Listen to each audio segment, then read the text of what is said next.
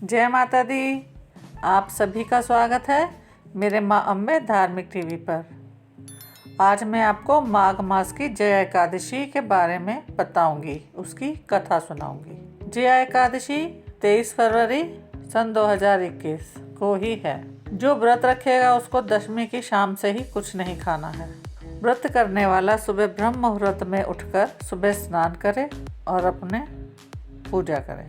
एकादशी को अन्न बिल्कुल नहीं खाए और चावल का सेवन तो गलती से भी ना करे। इसी दिन ब्रह्मचर्य का पालन करे और निराहार रहे। यदि संभव नहीं हो रहा निराहार रहना तो एक समय फलाहार कर सकते हैं। अब मैं आपको एकादशी महात्म्य अर्थात एकादशी कथा सुनाऊंगी। युधिष्ठिर ने भगवान श्री कृष्ण से पूछा कि कृपा करके यह बताइए कि शुक्ल पक्ष में कौन सी एकादशी होती है, उसकी विधि क्या है तथा उसमें किस देवता का पूजन किया जाता है। भगवान श्री कृष्ण बोले, राजेंद्र बतलाता हूँ सुनो। माघ मास के शुक्ल पक्ष में जो एकादशी होती है उसका नाम जया है। वह सब पापों को हरने वाली है, पवित्र होने के साथ साथ ही पापों का नाश करने वाली है तथा मनुष्य को भोग और मोक्ष प्रदान करती है। इतना ही नहीं, वह ब्रह्म हत्या जैसे पाप तथा पिशाच तत्व का भी विनाश करने वाली है। इसका व्रत करने पर मनुष्य को कभी प्रेत योनि में नहीं जाना पड़ता। इसलिए राजन, प्रयत्न पूर्वक जया नाम की एकादशी का व्रत करना चाहिए। एक समय की बात है, स्वर्गलोक में देवराज इंद्र राज्य करते थे। देवराज परिजात वृक्षों से भरे हुए नंदवन में अप्सराओं के साथ विहार कर रहे थे। 50 करोड़ गांधर्वों के नायक देवराज इंद्र ने स्वेच्छानुसार वन में विहार करते हुए बड़े हर्ष के साथ नृत्य का आयोजन किया। उसमें गांधर्व गान कर रहे थे, जिसमें पुष्पदंत, चित्रसेन तथा उसका पुत्र ये तीनों प्रधान थे। चित्रसेन की स्त्री का नाम मालिनी था। मालिनी से एक कन्या उत्पन्न हुई थी जो पुष्पवंती के नाम से विख्यात थी। पुष्पदंत गांधर्व के एक पुत्र था जिसको लोग माल्यवान कहते थे। माल्यवान पुष्पवंती के रूप पर अत्यंत मोहित था। ये दोनों भी इंद्र के संतोषार्थ नृत्य करने के लिए आए थे। इन दोनों का गान हो रहा था। इसके साथ अप्सराएं भी थी। परस्पर अनुराग के कारण ये दोनों मोह के वश हो गए। चित्त से भ्रांति आ गई, इसलिए वे शुद्ध गान ना गा सके। कभी ताल भंग हो जाता तो कभी गीत बंद हो जाता। इंद्र ने इस प्रमाद पर विचार किया और इसे अपना अपमान समझकर वे कुपित हो गए। अतः इन दोनों को शाप देते हुए बोले, ओ मूर्खों, तुम दोनों को धिक्कार है। तुम लोग पतित और मेरी आज्ञा भंग करने वाले हो। अतः पति पत्नी के रूप में तुम्हें पिशाच हो जाओ। इंद्र के इस प्रकार शाप देने पर उन दोनों के मन में बड़ा दुख हुआ। वे हिमालय पर्वत पर चले गए और पिशाच योनि को पाकर भयंकर दुख भोगने लगे। शारीरिक पताक से उत्पन्न ताप से पीड़ित होकर दोनों ही पर्वत की कंदराओं में विचरते रहते थे। एक दिन पिशाच ने अपनी पत्नी पिशाचनी से कहा, हमने कौन सा पाप किया है जिससे हम पिशाच योनि प्राप्त हुई है।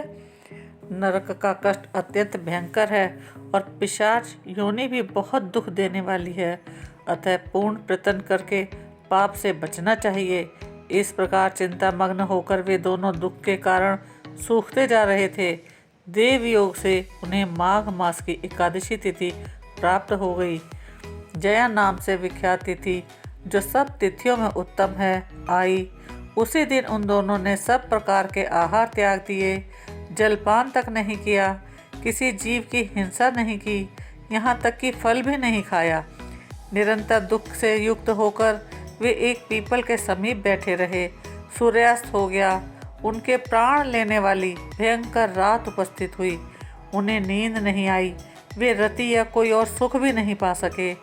सूर्योदय हुआ। द्वादशी का दिन आया। उन पिशाचों के द्वारा जया के उत्तम व्रत का पालन हो गया। उन्होंने रात में जागरण भी किया। उस व्रत के प्रभाव से तथा भगवान विष्णु की शक्ति से उन दोनों की पिशाचता दूर हो गई। पुष्पवंती और माल्यवान अपने पूर्व रूप में आ गए। उनके हृदय में वही पुराना स्नेह उमड़ रहा था। उसके शरीर पर पहले ही जैसे अलंकार शोभा पा रहे थे। वे दोनों मनोहर रूप धारण करके विमान पर बैठकर स्वर्गलोक में चले गए। वहां देवराज इंद्र के सामने जाकर दोनों ने बड़ी प्रसन्नता के साथ उन्हें प्रणाम किया। उन्हें इस रूप में उपस्थित देखकर इंद्र को बड़ा विस्मय हुआ।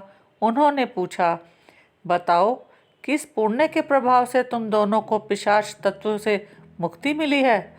तुम मेरे शाप को प्राप्त हो चुके थे, फिर किस देवता ने तुम्हें उससे छुटकारा दिलाया है? माल्यवान बोला, स्वामिन, भगवान वासुदेव की कृपा तथा जया नामक एकादशी के व्रत से हमारी पिशाचता दूर हुई है। इंद्र ने कहा, तो अब तुम दोनों मेरे कहने से सुधापान करो। जो लोग एकादशी के व्रत से तत्पर और भगवान श्री कृष्ण के शरणागत होते हैं वे हमारे भी पूजनीय हैं। भगवान श्री कृष्ण कहते हैं, राजन, इस कारण एकादशी का व्रत करना चाहिए। नृपश्रेष्ठ, जया ब्रह्म हत्या का पाप भी दूर करने वाली है। जिसने जया का व्रत कर लिया उसने सब प्रकार के दान दे दिए और संपूर्ण यज्ञों का अनुष्ठान कर लिया। इस महात्म्य के पढ़ने और सुनने से अग्निष्ठ होम यज्ञ का फल मिलता है। जरा कथा सुनने के बाद अगले दिन 24 तारीख को भीष्म द्वादशी भी है। उस दिन व्रत का पारण करें और उस दिन प्रदोष व्रत भी है। पारण से पहले आप एक ब्राह्मण को घर बुला के उसको या तो खाना खिलाएं या मंदिर में खाना दें, या अगर आप ये नहीं कर सकते तो आप सीधा भी दे सकते हैं। सीधे में आटा, चावल, दाल और दान के साथ में बाकी जो भी आप सामान देना चाहें, फल, लेकिन जो भी आप दान दें, कभी भी कहीं भी दान दें, मंदिर में पंडित को, तो उस दान के साथ में दक्षिणा, आपने खाना दिया है किसी को भी तो उसमें दक्षिणा जरूर साथ दें, क्योंकि दक्षिणा के बिना दान अधूरा है। आपको मेरी ये जानकारी कैसी लगी कमेंट बॉक्स में ज़रूर बताएं।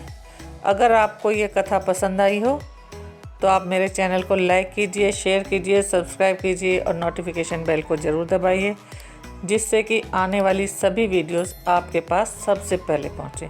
जय माता दी।